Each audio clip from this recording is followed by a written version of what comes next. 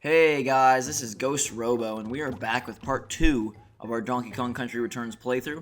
And we're checking out the shop, and checking out good old Mr. Cranky Kong here. Hopefully he's one of the few returning characters from Donkey Kong of old. I'm not really a big fan of Candy Kong, or Chunky, or Lanky, or any of those tertiary characters, as you can call it. And Cranky is selling us extra lives, a key to open up some paths, but we currently don't have enough banana coins to buy that key. So we're going to play another level here, Treetop Bop. And after kind of giving my negative opinion on the Mario series last episode, I thought I'd take this time to talk a little bit about my favorite Mario games and sort of my issues with some of the latter titles. I think why I did not enjoy Mario Galaxy 1 and Mario Galaxy 2 as much as most people, besides the fact that I'm not really a big fan of the whole tiny planet setup. I'd much rather have one large environment that's a little bit more cohesive than jumping from planet to planet. I guess it's mainly the background. I don't really enjoy the expansive space type look in the background. I'd rather be Mario 64 style in a very set world. But my biggest frustration with those games, I think, is the traversal and how much time you spend kind of aimlessly running around.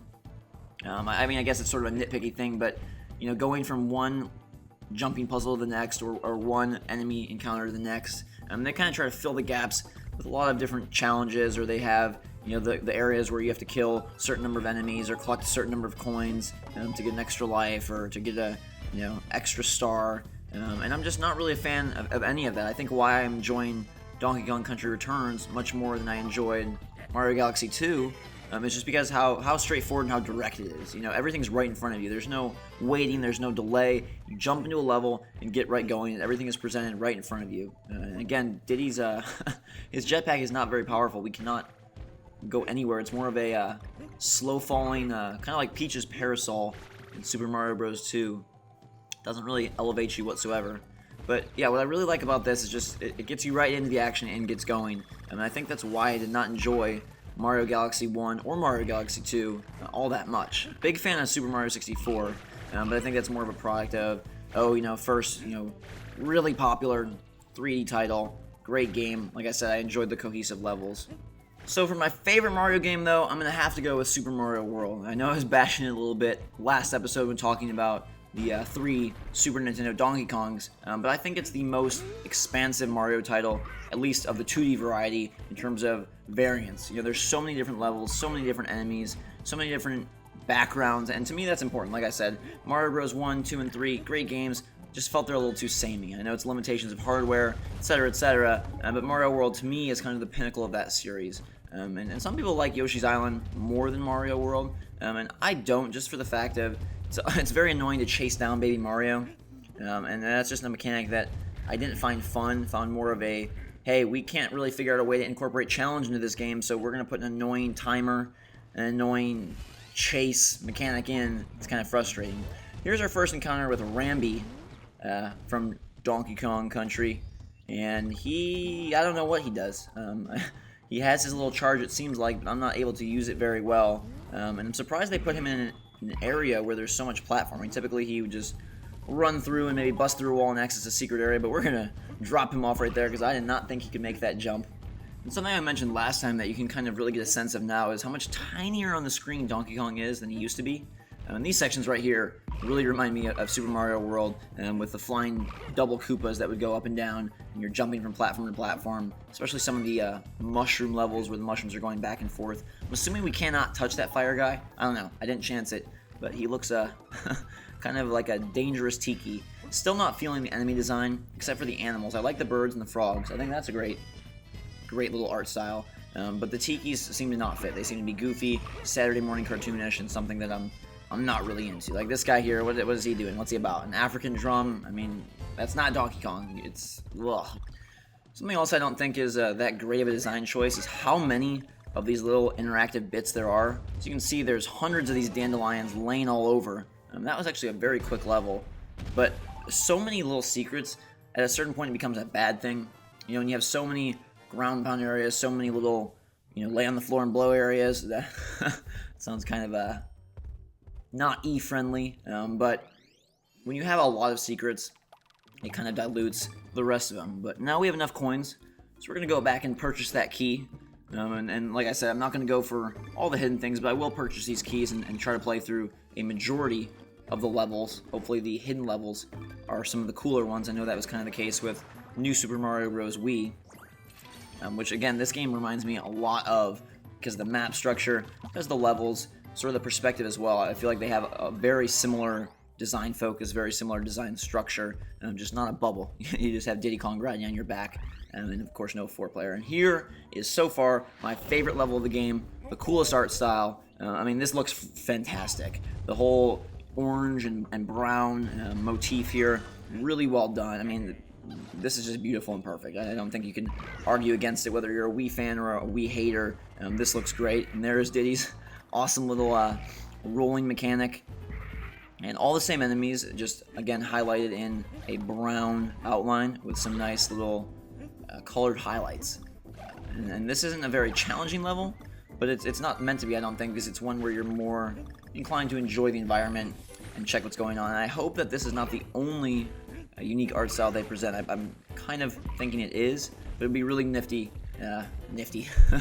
That's a very archaic word, if you will. But it would be really cool if they had multiple art styles here. And something that I didn't know on my first playthrough of this level that I will let you in on is these platforms that are tilted here. I was like, what are you supposed to do with these? I can't stand on them. I have no idea. If you actually ground pound below them, they will flip, and then you can stand on them and jump and grab. I was thinking, is there some button I'm not pressing, like when you land on a guy's head, are you supposed to be able to bounce higher? Because I could not figure out any way in the world to get that O, and all I needed to do was a ground pound below it. There's no real indicator that says, hey, ground pound here. No little of those little roots that you normally have. But yes, if you ground pound below those platforms, you'll be in good shape. They'll fall down, and you'll get what you need to get. If you can see this banana in the background, if we can line that up, we're actually going to get quite a few extra bananas, and it's kind of a cool little touch they put in. I sort of noticed it right about here that, hey, maybe if we move around, we can line this guy up and see what happens. Like, what shape is it going to make? And I think it quickly becomes clear that it's a banana. So we're going to run back to the left here and line it all up to make a banana. So you keep going and just hang tight right when you get it fully complete, which I thought we had right here, but we're a little bit off, a little bit shifted to the left. So we need to walk Donkey Kong back a tiny bit more. You can see that it's going to start to heat up and lighten up, and everything explodes, and we get a ton of bananas and a couple banana coins to go along with it. And something else that makes this level extra juicy for me is that big ship in the background, because it reminds me of the Kremlings and how badly I wish they were in this game. I'm not really sure why Retro didn't take them with them, unless Rare said, hey, you cannot use alligators in your game. And so Retro said, hey, okay, can't use alligators, what's the next best thing? And unfortunately, their creative team came up with Tikis, which isn't the path I would take, going from Kremlings and alligator crocodile type guys to Tikis. But that is what they took. I really like these little walking shrubs. They're pretty cool. And again, the frogs and birds, they're fine as well. Butterflies, I guess the motif is, if it's funny looking and friendly, Donkey Kong Country Returns goes with it, because so far there hasn't been anything very menacing, although those walking bushes are kind of creepy, and they apparently have a bigger and better purpose to handle, because they just walk right past me and don't care. Here he comes, coming back. And again, I cannot access these parts or that letter O with my normal moveset, so you're going to need a ground pound to get up there. So because we died, we're going to line up the banana once more to get all the extra banana coins and extra bananas, and once we collect those, we can move through the level. And so far, the length of the levels has been pretty solid.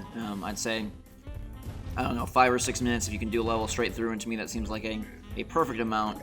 I was surprised by how many invisible areas there were. That just didn't seem to me like something Donkey Kong would have done. I played through Kirby's Epic Yarn. I have a couple videos of that on my channel, and there were plenty of secret areas there. Again, almost too many where it wasn't servicing the gameplay. I guess if you were 100% completionist, then you'd be okay with it. There's that stupid pig that I don't really like. He pops up at all the checkpoints. But Kirby's Epic Yarn did have a lot of hidden passageways, extra gems to collect that were not necessary for completing the game, but just there for the sake of having them. And, you know, once again, I didn't feel that they were very necessary to have, and kind of almost a frustration because I wanted to collect everything. I didn't want to leave, you know, any rock unturned per se, but at the same time, what good does it do me if I have 10,000 gems versus 8,000? I don't know. Here, similar situation with the bananas, with the little blowy things and all that stuff. But luckily, the gameplay, I would say, for me personally, is more enjoyable in Donkey Kong Country Returns than in Kirby's Epic Yarn, just because I'm a bigger fan of the Donkey Kong series than I am of Kirby. I think Kirby's probably the more inventive, unique game, but Donkey Kong Country Returns is probably a bit more. They're both pretty polished. Donkey Kong Country Returns is just my personal choice. It's definitely tougher. Kirby's Epic Yarn is kind of a cinch, and so far, right from the get-go, Donkey Kong's throwing some decent challenge at you. Nothing too intense. Once we get to the minecart segments and things of the same ilk, then we'll definitely be ramping up, I assume. Another similarity with Kirby's Epic Yarn is just how well the art style works and how good the graphics look. You know, I'm not going to say on the Wii because people don't like you saying that, but the graphics do look great. I mean, the contrast here between the red outfit on Donkey Kong and Diddy and the background is just superb. Similar to Kirby's Epic Yarn, how well the yarn aesthetic meshed with the gameplay and also made the Wii stand out as something that could handle and produce cool graphics. It's not always about the visual powerhouses that really impress you. It's more about art style and how sleek something can be and how much it can surprise you. And definitely when you go from the typical 3D DK model to this look and then back to the 3D, it's kind of a very cool transition. Try to collect one of every of the little things at the end of the level. There's definitely an extra life, bananas, banana coin. I'm not sure what the DK barrel or the DK sign, and then that just would add Diddy Kong if you didn't have him. I have yet to collect all the puzzle pieces in the level. It's kind of concerning. I kind of want to go back and start playing through the levels to get all those puzzle pieces, but I'm committed to getting through this kind of quickly. So I'm going to skip some of them, and then we can go back if necessary. I died really early on in this level, so I'm actually just going to cut that part out, and we'll get straight into a more perfect run-through of this level. And thankfully, we are finally entering the lovely mines. You can see it in the upper right-hand corner there. Finally getting to the good stuff of Donkey Kong. Actually, from what I remember, people were kind of frustrated with mine segments, and I don't know that they were as well-loved as I like them. But the minecart in Donkey Kong Country 1, 2, and 3, some of my favorite levels, by far. There has to be a button here when you bounce on these guys' head to jump higher, and I just can't for the life of me figure it out. Like, to get that K there, you were definitely supposed to bounce on the mole's head and then elevate yourself in some way. I can't figure it out. But this is definitely very classic. The music, very nostalgia-inducing. And so far, this is probably, besides the art aesthetic level, this is, what I'm here for. I'm here for these fun minecart rides and for the barrel blasting sections. So we've got a nice little 3D tweak there as Donkey Kong turns towards the screen. That was another horrid miss of a puzzle piece as I jump right over it. So far, I think they've taken advantage of the modern technology quite well without harming the game or harming the heritage of Donkey Kong, which may not seem like a big deal to most, but it's kind of a tough balance to strike. There are plenty of games that try to utilize the new system to their advantage while sacrificing or ruining something that is well loved or well remembered in the past. And they definitely go all out straight from the get-go by placing the letters and the puzzle pieces in very tough to get spots. Once again, I'm concerned with finishing this game, not collecting all the letters. Who cares if we spell Kong 60 times or however many levels there are? I want to get to the end. And we are about done with this level. It's a much shorter level than last time. I like how the minecart here is traveling on land. That's a new one. So you go off a huge roller coaster leap there. But as we wrap this video up, I want to say thank you very much for watching. And I will have episode 3 with the first boss as we move into World 2 of our Donkey Kong Country Returns playthrough up very soon. And please subscribe to my channel and check out a bunch of other cool videos. But until next time, we will see you later.